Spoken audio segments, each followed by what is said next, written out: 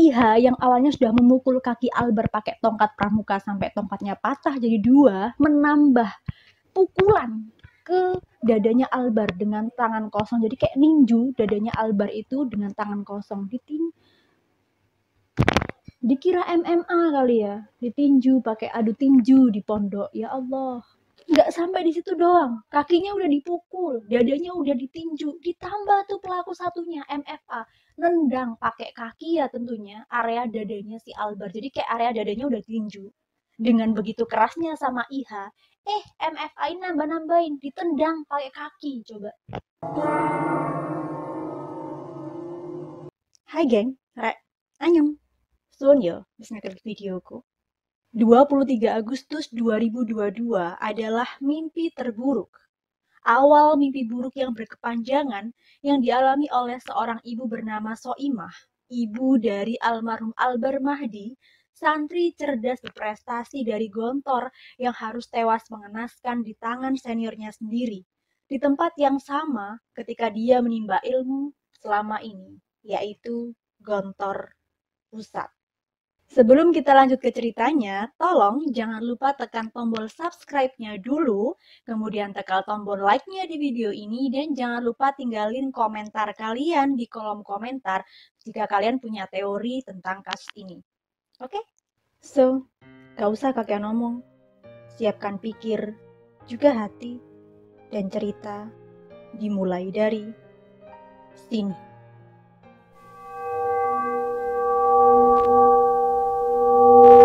Albar Mahdi merupakan anak sulung dari pasangan Ibu Soimah dan Bapak Rusdi yang merupakan kakak dari 2 adik laki-lakinya. Ketika tragedi ini terjadi, dia baru saja berusia 17 tahun. Sejak masih kecil, Albar ini sudah dikenal sebagai sosok anak yang cerdas dan berprestasi. Bahkan menurut pengakuan sang ibunda juga bapaknya nih, banyak sekali teman-teman Albar yang merasa iri kepadanya karena kelihatannya Albar ini nggak pernah belajar. Nge-game aja, tapi dia pintar di semua mata pelajaran. Nilainya pun sempurna. Kulansir dari IDN Times, menurut pengakuan ibunya, sejak kecil Albar sudah menjuarai berbagai macam kompetisi. Dari juara lomba cerdas cermat, juara kelas, bahkan dia juga pernah menjadi juara pidato bahasa Inggris. Pinter berarti dia, karena menurutku orang yang jago debat bahasa Inggris, orang yang biasa berpidato bahasa Inggris itu berarti nalar berpikirnya itu memang sudah terstruktur. Karena ketika kita berpidato berbahasa Inggris tuh ya, kita dipaksa oleh keadaan untuk memikirkan suatu bahasan atau tema itu secara terstruktur. Makanya Albar ini aku emang cerdas dia kalau udah bisa jadi juara pidato bahasa Inggris menurutku ya. Terus dia itu juga pernah menjadi juara sekolah sejak masih SD. Udah pinter dari orok ya. Nah, sejak semasa SD itu, ibunya seringkali menceritakan ke si Albar tentang kehidupan belajar di pondok. Jadi secara halus nih, ibunya pengen si Albar itu sekolah di pondok aja. Tapi nggak langsung nyuruh, nak, kamu sekolah di pondok aja ya, nggak gitu. Tapi pelan-pelan dipengaruhi dengan cerita-ceritanya Ibu Soimah tentang kehidupan di pondok. Gitu, geng. Setelah Albar lulus SD, ternyata Albar ini mendapatkan jalur prestasi di mana dia itu bisa memilih SMP mana yang dia inginkan. Kan pinter banget dia. Tapi ternyata formulirnya itu nggak diisi sama si Albar. Ketika ditanya sama si ibu, nak, kok nggak diisi? Albarnya bilang mau sekolah di pondok aja. Jadi intervensi ibunya sejak dia masih kecil nih nyata sekali mempengaruhi Albar sehingga dia itu pengen belajar di pondok pesantren aja. Kemudian Albar mengawali pendidikan berbasis agama itu di pondok pesantren Aulia Cendekia yang ada di Palembang, kota kelahirannya ya. Nah, Ibu Soimah itu menawarkan ke si Albar gimana kalau misalkan masuk ke pondok Darussalam Gontor aja. Ternyata Albar mengikuti saran ibunya. Dia pun mau mengikuti les, bahkan bimbel khusus supaya dia itu lolos tes di Gontor. Walaupun ibunya itu pengen si Albar masuk ke Gontor Pusat ya, Gontor 1 atau 2, ternyata Albar itu punya keinginan lain di mana dia itu pengen masuk ke Gontor 4 aja. Alasannya simple, karena Gontor 4 itu dekat dengan Bali, lokasinya kan di Banyuwangi. Tak disangka ternyata Albar ini berhasil lolos masuk ke Gontor 4 yang ada di Banyuwangi. Dan dia mulailah itu pendidikan di Pondok Pesantren Gontor 4 itu tadi kan. Selama semester 1 semuanya berjalan lancar, bahkan Albar ini berhasil mendapatkan banyak sekali prestasi, di mana salah satu prestasi itu membuat Albar akhirnya mendapatkan kabar ketika dia lagi liburan pulang kampung ya. Dia dapat kabar kalau dia akan dipindahkan ke Pondok Gontor Pusat atau Gontor 1. Alasannya karena ketika di Gontor 4 selama semester 1 aja, Albar ini sudah berhasil menjadi juara umum karena mendapatkan nilai matematika sempurna 100. Sedangkan yang lain paling tinggi itu cuma 98. Kayak kelihatan banget encer kali otaknya Albar nih ya kan. Jadi, perintah untuk pindah ini bukan dari ibunya, bukan dari kemauannya si Albar, tapi emang kemauan pondoknya yang pengen memindahkan Albar dari Gontor 4 ke Gontor Pusat. Awalnya Albar ini ngerasa keberatan kata si ibu. Tapi ya gimana, itu kan udah diperintahkan sama pondoknya ya. Akhirnya si Albar nurut aja, dia pun pindah ke Gontor Pusat. Walaupun awalnya berat, finally si Albar yang cerdas ini pun berhasil untuk menyesuaikan dirinya di pondok yang baru yang ada di Ponorogo, Jawa Timur. Ayah Albar juga menjadi saksi betapa cerdasnya sosok Albar Mahdi. Menurut sang ayah, Albar itu adalah sosok anak yang santai, tenang, dan pandai mengelola emosinya walaupun dia masih remaja. Menurut sang ayah, ketika dia masih dalam bangku sekolah, ketika yang lain itu pada sibuk mempersiapkan ujian, Albar malah sibuk main PS. Ketika yang lain itu pada pusing mengerjakan ujian, Albar itu malah tidur. Nah, hebatnya Albar bisa keluar ruang ujian tuh lebih cepat daripada yang lain. Dan nilainya pun gak kaleng-kaleng, makanya aku bilang Albar ini adalah sosok yang ajaib. Bahkan ketika pendidikan di Gontor 1, Albar mendapatkan bonus telepon 1 kali 24 jam kepada orang tuanya, di mana yang lain, santri yang lain itu dibatasi. Bonus itu diberikan kepada Albar karena sekali lagi Albar Mahdi berhasil menjadi juara umum di Gontor 1 karena dia berhasil mendapatkan nilai matematika sempurna 100 lagi. Ibu Soimah juga menceritakan bahwa sebelum tragedi ini terjadi, Albar sempat mengatakan kepada ibunya bahwa setelahnya lulus, Albar masih ingin mengabdi di Gontor dulu karena dia itu ingin merubah sistem. Nah, ketika Albar mengatakan itu saat masih hidup, ibunya belum mengerti. Namun setelahnya tragedi yang terjadi, ibunya baru paham bahwa maksud Albar merubah sistem adalah meniadakan kekerasan dan juga tidak menyetujui pengalihan pengasuhan para santri kepada santri senior. Albar nggak suka dengan sistem seperti itu. Bahkan ketika masih hidup, saat para adiknya itu mengatakan bahwa mereka pengen meniru abangnya melanjutkan pendidikan ke Gontor, Albar langsung menjawab, jangan, cukup aku saja, katanya. Albar ini adalah sosok yang tenang, selalu ingat dengan keluarga, selalu menjadi contoh bagi adik-adiknya dan juga teman-temannya. Tanpa belajar pun, dia bisa mendapatkan prestasi yang sangat membanggakan. Inilah hal yang sulit kami lupakan dari putra sulung kami, kata ibu dan bapak Albar.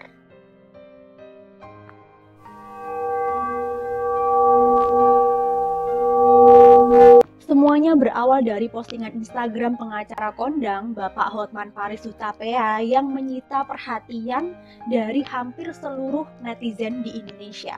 Di mana dalam postingan tersebut berisikan sebuah video yang mana ada seorang ibu bernama Ibu Soimah sedang menangis dan meminta keadilan untuk kematian putranya.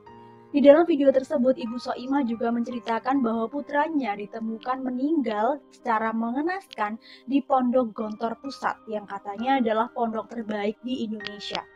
Di dalam video itu, Bapak Hotman Paris juga menyentil Kapolda Jatim untuk segera menyelesaikan kasus tersebut. Akhirnya para netizen itu berbondong-bondong memberikan komentar juga memberikan dukungan kepada Ibu Soimah berikut keluarga almarhum Albar Mahdi.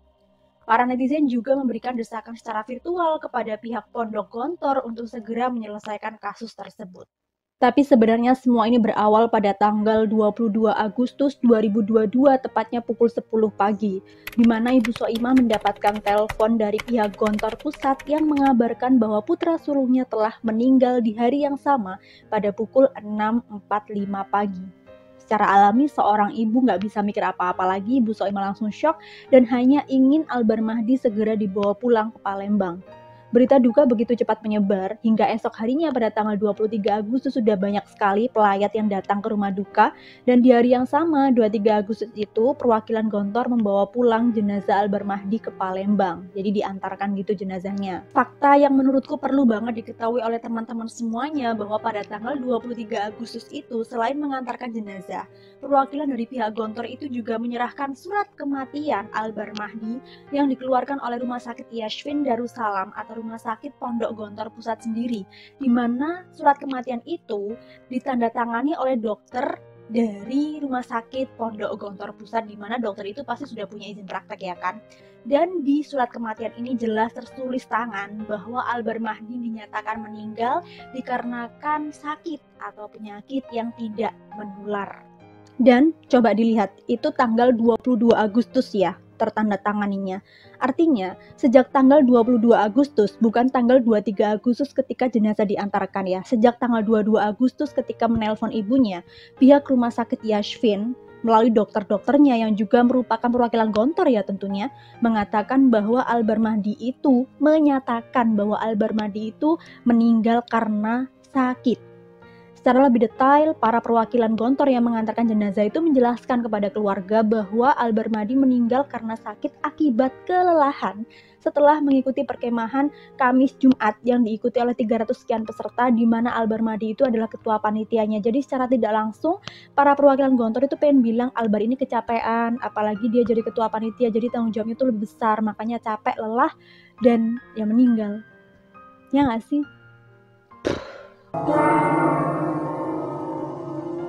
Kembali ke momen penyerahan jenazah Albar Mahdi pada tanggal 23 Agustus di Palembang, di mana ketika banyak pelayat itu, di depan banyak pelayat, para perwakilan dari Gontor mengatakan bahwa Albar Mahdi meninggal karena sakit akibat kelelahan, didukung dengan adanya surat kematian yang dikeluarkan oleh Rumah Sakit Pondok Gontor Pusat sendiri. Nah, ternyata melansir dari narasi.com, ibunya ini, Ibu Soimah itu merupakan seorang wartawati, di mana dia itu sudah mendapatkan banyak sekali informasi di para wali santri yang nggak mau disebutkan identitasnya, di mana wali santri itu mengatakan bahwa penyebab kematian Albar itu bukan karena sakit. Tapi pihak perwakilan Gontor itu masih terus ngeyel, mereka tetap bilang enggak, Albar Mahdi itu meninggal karena sakit. Ya Ibu Soimah nggak percaya dong, akhirnya Ibu Soimah meminta peti jenazahnya itu dibuka. Beliau pengen melihat kondisi putranya sendiri. Dan uniknya, perwakilan Gontor nggak ngizinin.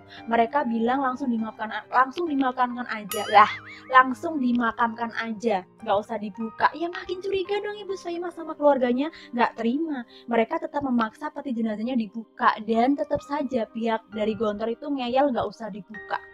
Sampai akhirnya Ibu Soimah mengancam bahwa beliau akan menelpon pihak forensik untuk mengotopsi jenazah putranya. Akhirnya peti jenazah pun dibuka, dan terkejutlah itu satu keluarga, dan otomatis Ibu Soimah shock karena menurut info yang aku dapatkan dari videonya Hotman Paris tadi ya, ada anggota keluarga yang mengatakan bahwa ketika pertama kali mereka melihat jenazah Albar Mahdi itu masih keluar darah dari mulut dan juga hidungnya. Bahkan ada memar yang begitu lebar di area dada Albar Mahdi. Jenazahnya tuh bentuknya kayaknya kayak gitu. Masa iya itu karena sakit ya kan? Dan barulah itu pihak perwakilan Gontor mengajak itu ya kan keluarganya Albar Mahdi untuk ngobrol di luaran, ngobrol ala-ala di ruangan. Barulah mereka bilang, iya Albar Mahdi bukan tewas karena sakit, tapi tewas karena dianiaya. Terus tadi ngapain bilang karena sakit, ngeyel mulu, bawa surat kematian coba. Kayak mana lah kita itu enggak suudon.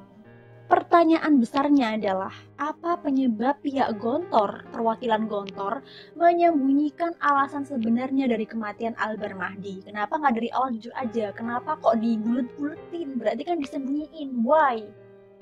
Kita bahas nanti. Berdasarkan keterangan pengacara keluarga yang pada akhirnya diberitakan ya kemudian hari, di momen itu, tanggal 23 Agustus, akhirnya Ibu Soimah dengan menahan amarah, beliau menerima jenazah putranya. Ya gimana, udah meninggal, masa nggak mau diterima? Tapi di momen itu Ibu Soimah juga meminta kepada pihak perwakilan Gontor untuk segera menyelesaikan kasus ini ke ranah kepolisian, jadi harus dibawa ke ranah hukum. Ibu Soimah juga membatalkan proses otopsi karena pihak dari Gontor itu udah belak-belakan penyebab kematian putranya itu apa. Namun, selama 3 hari nggak ada perkembangan respon dari pihak Gontor. Inilah yang membuat Ibu Soimah berpikir bahwa pihak Gontor seperti tidak ada niatan untuk menyelesaikan dan mengklirkan kasus kematian dari putranya. Sampai kemudian Ibu Soimah nekat mengadu kepada Hotman Paris, di mana waktu itu Bapak Hotman sedang ada semacam pekerjaan kayak tur di Palembang gitu ya kan. Virallah video tersebut, semakin banyaklah perhatian netizen juga support para netizen kepada Ibu Soimah dan juga keluarga Albar Mahdi. Dan barulah itu pihak Gontor memberikan respon pertamanya dari viralnya video tersebut. Viral, baru dikasih respon. Gelap. Kuulangi sekali lagi, lambatnya respon Gontor untuk kasus ini, dan ketika mereka itu baru berbicara setelahnya kasus ini diviralkan oleh Hotman Paris, membuat semakin banyak rakyat di Indonesia itu berpikir bahwa pihak Gontor ada tendensi tidak serius menyelesaikan kasus kematian santrinya. Di pondok itu lagi terjadinya. Ya, anyway, finally, pihak Gontor itu memberikan konferensi pers pertama kali untuk kasus ini pada tanggal 5 September 2022. Kalau misalkan salah, tolong dibenerin ya di kolom komentar.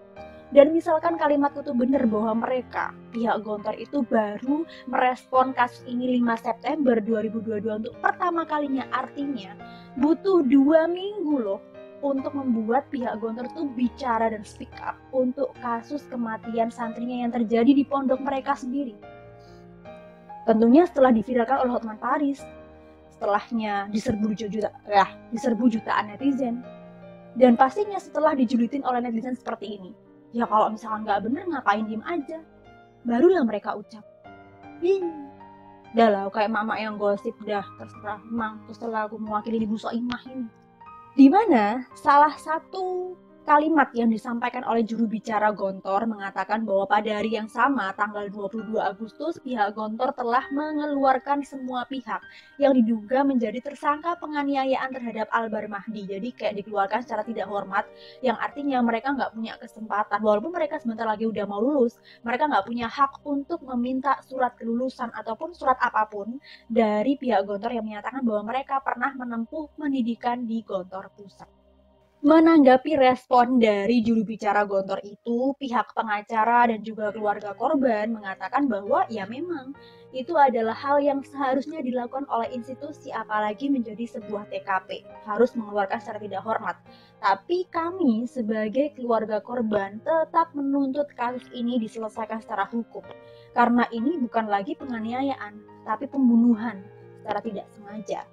Tapi konyolnya, dari juru bicaranya ya, pihak Gontor itu mengatakan bahwa pernyataan pengacara keluarga korban tuh nggak bener. Menurut juru bicaranya, aku lansir dari live video call yang dilakukan oleh CNN antara pengacara korban, pengacara keluarga dan juga juru bicaranya itu, di mana juru bicaranya Gontor itu mengatakan bahwa pada tanggal 23 Agustus nggak ada permintaan Ibu Soimah untuk kasus ini dibawa ke ranah hukum. Yang ada, ibu korban itu telah menerima dengan ikhlas jenazah korban. Dan Ibu Soimah meminta untuk segera dipertemukan dengan para pelaku juga keluarga para pelaku. WTF. Padahal kan pengacaranya udah bilang ada surat terbuka yang ditandatangani. Dia nggak tahu ya, juru bicaranya itu ikut mengantarkan atau enggak, aku nggak tahu. Yang jelas ini konyol banget kalau menurut aku. Kalau menurut kalian gimana? Kalau menurut kalian gimana? Komen di bawah. Sampai lambeku mudeli gara-gara gregetan. Lebih lanjut lagi, pihak Gontor melalui juru bicaranya itu menjelaskan bahwa keterlambatan respon Gontor dari permintaan Ibu Soimah yang ingin segera dipertemukan dengan para pelaku juga keluarga para pelaku itu bukan karena Gontor memang sengaja nggak mau respon, tapi memang setelahnya mengantarkan jenazah, para perwakilan Gontor itu nggak segera balik ke Ponorogo, tapi mereka itu mampir ke Lampung dulu, di mana di Lampung itu ada semacam tempat pendidikannya mereka yang mereka punya juga di Lampung gitu kan, dan jarang dikunjungi, makanya mereka memanfaatkan kesempatan di Pulau Sumatera itu untuk berkunjung dari Palembang mampir ke Lampung dulu, makanya butuh waktu sekitar 2-3 hari untuk bisa kembali ke Ponorogo dan baru bisa merespon kasus ini gitu katanya. Setah ini kan kasus kematian seorang santri gitu, nyawa melayang, harusnya secara logika itu satset nang dimarekno dan diselesaikan, gak malah mampir Walaupun ini mengunjungi pusat pendidikan mereka katanya yang jarang dikunjungi, cuma ini kan kasusnya ini sangat urgent gitu untuk segera diselesaikan. Lah kok mampir? Tori kisah sajane, aduh wah gak ngerti aku. Jadi kan kesannya itu kayak pihak institusi nggak ada respect sama kasus ini. Makanya kan bener kalau sampai keluarganya mikir seperti itu. Gimana kalau menurut kalian? Komen di kolom komentar ya. Namun endingnya, aku lansir dari narasi.com, pihak Gontor melalui juru bicaranya itu akhirnya merespon alasan mereka itu nggak segera melaporkan kasus ini ke kepolisian karena sebab lainnya sudah ada perjanjian antara wali santri dan juga pihak pondok sebelum pendidikan itu dimulai. Nah loh, yang aku lansir dari narasi.com, pernyataan dari juru bicara Gontor itu menyatakan bahwa calon santri ketika akan mendaftar ke Gontor, orang tuanya sudah disodori 2 formulir. Yang satu namanya surat pernyataan untuk ditandatangani orang tua yang berisikan bersedia menyerahkan anak ke Gontor dengan kesanggupan tidak melapor ke polisi dalam hal-hal yang menyebabkan kematian. Pernyataan kontroversial itu pada akhirnya kembali menimbulkan keramaian di masyarakat Indonesia sampai mereka itu berpikir negatif untuk pondok modern yang katanya terbaik se-Indonesia Raya ini. Hal itu juga berakhir pada penyelidikan kepolisian dan juga Kemenak tentang benarkah ada surat pernyataan itu. Jadi kayak semuanya tuh berpikir temenan beneran ada surat pernyataan itu, dan ternyata beneran ada, geng. Ya ampun, apa yang terjadi kepada dunia ini? Pokoknya ada surat pernyataan seperti ini. Astagfirullahaladzim. Tentu saja ini akan menjadi penyelidikan atau poin penyelidikan baru di luar kasus penganiayaan terhadap Albar Mahdi ya. Dan ini aku tambahin juga, aku mendapatkan ketika aku mengupload hal ini menjadi sebuah WhatsApp story gitu, mendapatkan respon dari salah satu rekan kerjaku di ex office tempat aku kerja yang menyatakan bahwa memang surat pernyataan itu beneran ada. Tuh. Jadi emang sebelum wali santri itu mengantarkan atau mengizinkan putranya masuk ke Gontor, harus ada surat pernyataan yang ditandatangani oleh para wali santri. Tapi keluarga dari rekan kerjaku ini nggak menandatangani, ya akhirnya anaknya nggak masuk ke Gontor. Wow, kok iso ya ini surat pernyataan kayak gue, astagfirullahaladzim, Masya Allah. Namun, menurut penjelasan dari rekan kuliahku yang juga merupakan lulusan dari pondok terbaik yang ada di Madura, mengatakan bahwa surat pernyataan seperti itu nggak semua pondok melakukan. Setahunya dia ya, bahkan di Pulau Madura itu nggak ada satupun pondok yang memberlakukan surat pernyataan seperti itu. BTW sekarang dia udah jadi praktisi hukum ya, jadi kalau kata-katanya semacam bawa-bawa hukum udah wajar ya kan, dia seorang praktisi hukum gitu. Secara tidak langsung rekanku ini juga menyatakan ketidaksetujuannya terhadap surat pernyataan semacam itu, karena seharusnya hal seperti itu tuh udah menjadi kesadaran di antara kedua belah pihak. Jadi udah nggak perlu bikin surat pernyataan yang ditandatangani oleh wali santri itu, nggak usah gitu ya. Jadi udah jelas ya kan kenapa kok poin kontroversial tentang surat pernyataan yang disampaikan secara konyolnya oleh juru bicara Gontor ini menjadi perhatian oleh banyak sekali netizen di Indonesia Raya, bahkan gak sedikit yang berpikir negatif untuk pondok modern yang katanya terbaik di Indonesia ini gitu. Dan endingnya entah nggak tahu karena desakan netizen atau alasan apa, pada akhirnya pihak Pondok Gontor Pusat mau bekerja sama dengan kepolisian, lebih tepatnya Polres Ponorogo, untuk menyelesaikan kasus kematian Albar Mahdi yang terjadi di Pondok Gontor Pusat di Ponorogo ini.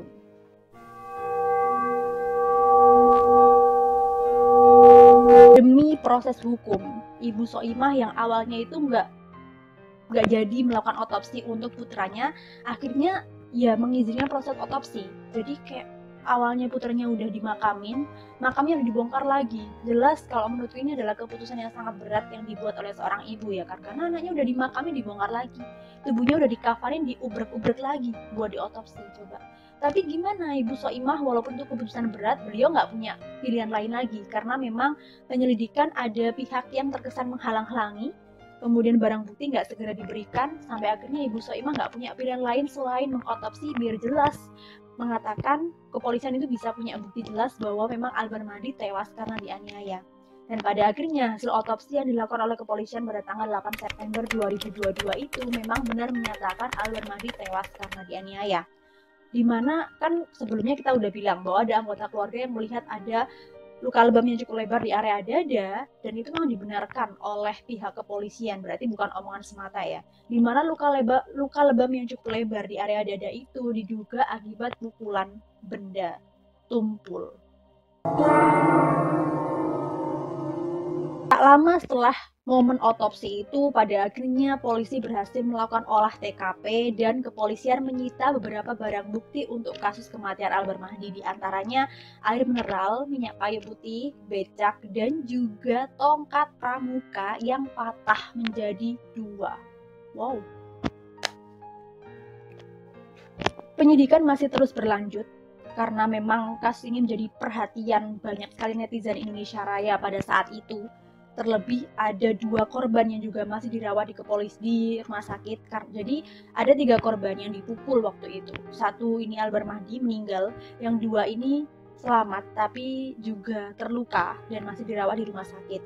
Alasan lainnya karena tersebarnya berita di masyarakat yang menyatakan bahwa kekerasan ini nggak hanya terjadi kepada Albar Mahdi dan juga rekannya yang masih selamat itu, tapi juga terjadi kepada santri yang lainnya, di mana para santri ini masalahnya mereka nggak berani buat speak up gitu. Penyidikan masih terus berlanjut, olah TKP dilakukan, barang bukti disimpan, dan pada akhirnya walaupun awalnya itu kelihatan bulat, endingnya para tersangka pun berhasil untuk ditangkap oleh Polres Ponorogo. Ada 3 tersangka sebenarnya yang ditangkap untuk kasus kematian Albar Mahdi, kasus penganiayaan ini. Tapi karena 1 orang ini masih di bawah umur, makanya nggak bisa dipublish, katanya gitu. Kalau aku salah, tolong dibenerin di kolom komentar ya. Dan 2 tersangka yang dipakaikan baju tahanan itu berinisial MFA dan IH. Nah, kedua tersangka ini dijerat dengan pasal, ini aku tutup area hukum, jadi aku nggak hafal, kesimpulannya aku ngerepek ya. Seluruh tersangka, 2 tersangka MFA dan IH ini dijerat dengan pasal 80 ayat 2, junto pasal 76C Undang-Undang Perlindungan Anak dan pasal 170 ayat 2 ke-3 EKUHP, di mana ancaman hukumannya nggak main-main guys. 15 tahun penjara atau denda sebesar 3 miliar. Wapo. Berdasarkan keterangan para pelaku yang melakukan penganiayaan terhadap Albar Mahdi, si MFA dan juga IH itu ya kan, yang juga merupakan ketua perlengkapan kemah sekaligus senior para korban, itu kesal lantaran dibilang ada perlengkapan kemah itu yang nggak kembali karena hilang atau rusak. Jadi tepatnya tanggal 19 Agustus perkemahan itu usai. Tanggal 20 sampai 21 Agustus, Albar Mahdi selaku ketua panitia berikut 2 temannya itu tadi mengembalikan semua, 2 temannya yang selamat ya, mengembalikan semua peralatan yang dipinjam.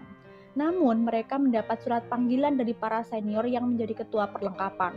Tanggal 22 Agustus, sekitar pukul 6 pagi, korban dan 2 temannya yang selamat tadi datang ke ruang perlengkapan dan menjelaskan apa yang terjadi sebenarnya yang menyebabkan perlengkapan itu hilang atau rusak. Lantaran tidak terima dengan penjelasan Albar Mahdi berikut 2 temannya, akhirnya IH, salah satu tersangka itu, memukul kaki Albar Mahdi dengan tongkat pramuka sampai tongkat pramukanya itu patah menjadi 2. Kayak coba bayangin di mana otak mereka, itu tongkat pramuka dipukulin sampai patah jadi 2, terus gimana kabar kakinya Albar yang dipukul? Coba tongkatnya aja patah, terus kakinya Albar yang dipukul gimana? Nggak ada otak emang mereka ya.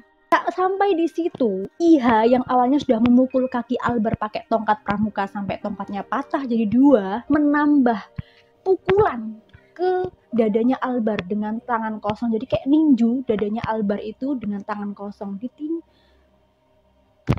Dikira MMA kali ya, ditinju pakai adu tinju di pondok. Ya Allah. Nggak sampai di situ doang, kakinya udah dipukul, dadanya udah ditinju, ditambah tuh pelaku satunya MFA nendang pakai kaki ya tentunya area dadanya si Albar, jadi kayak area dadanya udah ditinju. Dengan begitu kerasnya sama IH, MFA ini nambah-nambahin, ditendang pakai kaki coba. Sampai kemudian keluarlah darah dari mulut dan juga hidungnya Albar Mahdi ini dan membuat para pelaku tuh panik. Mereka pun segera membawa tubuhnya almarhumah, dia udah pingsan ya, udah jatuh, udah keluar darah itu ke rumah sakit Yasfin Darussalam atau rumah sakit Pondok Gontor Pusat, yang otomatis rumah sakitnya itu lokasi nggak jauh dari TKP, nggak jauh dari pondok ya kan.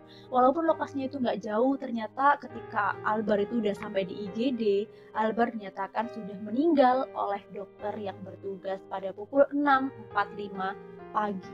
Coba bayangin, cuma butuh 45 menit buat 3 orang tersangka ini yang ngesok senior untuk ngehilangin nyawa juniornya. Coba sok senior banget gitu, nggak jelas mereka ini, nggak ada otak, memang gila kali. Pertanyaanku tuh kenapa harus dipukul? Perkara pasak, harga nyawa kah pasak? Ya Allah, pakai ninju nendang, dikira ini panggung tinju, ini pondok. Apa coba yang mereka pelajarin kalau nggak rasa kebanggaan mereka sebagai seorang senior, rasa merajainya yang ada di dalam hati mereka itu terlalu menguasai gitu nggak sih? Jadi ceramah kan, aku kesel kali. Dah, tapi geng, walaupun sudah jelas kronologinya seperti apa, barang bukti udah disita, para saksi udah ada, bahkan 2 tersangka udah dipakein baju tahanan, udah masuk bui ya kan, tapi sampai sekarang pun sidang pertama untuk 2 tersangka ini belum dilakukan karena memang pihak kepolisian itu masih ingin mendalami kasus ini. Kulansir dari berita yang di-up oleh CNN Indonesia pada tanggal 13 September 2022 menyatakan bahwa salah satu hal yang pengen diselidiki oleh kepolisian adalah apa alasan terlambatnya pihak Gontor melaporkan kasus kematian ini kepada kepolisian. Yang kedua yang diselidiki oleh kepolisian adalah benarkah ada tendensi pihak Gontor Pusat menutup-nutupi kasus kematian Albar Mahdi yang terjadi di Gontor Pusat. Yang ketiga yang diselidiki oleh kepolisian adalah apa alasan dari pembuatan surat pernyataan kontroversial yang harus ditandatangani oleh para wali santri sebelum anak-anaknya itu mengenyam pendidikan di Pondok Gontor, di mana isinya adalah para wali santri tidak diizinkan melaporkan kejadian apapun termasuk kematian kepada pihak kepolisian. Dan yang keempat adalah hal yang sangat heboh yang pengen diselidiki oleh kepolisian adalah dugaan rekayasa surat kematian Albar Mahdi yang jelas ditandatangani oleh dokter dari Rumah Sakit Yasfin Darussalam Gontor Pusat. Mau biar wes, seadil-adilnya lah ya pokoknya. Kesel pokoknya aku untuk kasus ini ya Tuhan, kok bisa ya, kok iso. Seperti pernyataan dari rekan kuliahku yang menjadi alumni dari salah satu pondok terbaik di Madura, bahwa tidak ada pondok yang akan menghukum santrinya itu sampai kehilangan nyawa. Seharusnya, kalau kataku, ya memang seharusnya memang seperti itu. Nggak boleh ada yang memberikan hukuman sampai meninggal. Dan juga seperti perkataan salah satu netizen di kolom komentar, aku waktu itu baca di salah satu konten yang ada di channel Gontor TV ya, untuk kasus ini, dimana netizen itu bilang kayak, aku nggak tahu dia ini alumni Gontor atau enggak, yang jelas kalimatnya seperti ini. Dia bilang, Gontor itu alumninya udah banyak sekali, bahkan banyak yang sudah jadi ulama besar. Tentu nggak adil kalau misalkan kita itu hanya melihat satu kesalahan fatal yang dilakukan dibandingkan banyaknya prestasi yang gemintang. Kalau aku sih, aku punya pendapat pasti, tapi aku nggak tahu pendapatku ini benar apa salah, namanya juga berpendapat ya kan. Apalagi aku ini bukan lulusan pondok, aku cuma pernah menjadi tutor bahasa Inggris aja di salah satu pondok besar yang ada di Madura. Nah, menyusul pendapatku tentang komenan yang tadi ya, sebelumnya aku mau mengakui dulu kalau Gontor itu emang keren banget. Dia udah lama loh dicap sebagai pondok yang terbaik karena memang alumninya itu sangat kompetitif. Mereka bisa bersaing dengan lulusan univ-univ yang keren di Indonesia. Bahkan nggak sedikit mereka yang bisa kuliah di luar negeri. Berarti kan mereka tuh cerdas. Apalagi sistem pendidikannya Gontor itu keren banget. Makanya mereka berani mengusung tagline pondok modern. Berarti kan mereka itu keren. Aku akuin. Tapi kalau menyusul komentar netizen yang tadi, yang aku bilang tadi ya, yang katanya nggak adil dong kalau kita itu melihat hanya satu kesalahan fatal dibandingkan jutaan hal positif atau prestasinya yang gemilang, ya emang benar. Tapi sekarang aku balik, ini kan nggak adil kalau kita tuh hanya melihat jutaan prestasi positifnya, tanpa kita itu melihat ada loh seorang ibu yang menangis menjerit meminta keadilan buat kematian putranya, di mana dia itu ditinggalin sama putra kebanggaannya itu selama-lamanya. Kan nggak adil. Harusnya kalau memang sebagai pondok yang keren, ya harus bisa suportif menyelesaikan kasus ini dan mengakui kalau memang ada sistem yang salah di pondok tersebut. Ya nggak sih? Correct me if I'm wrong di kolom komentar. Oke?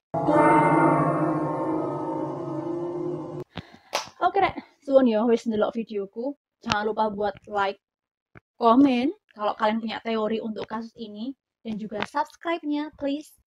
Suwun wis nonton videoku dan sampai jumpa di videoku selanjutnya. Annyeong.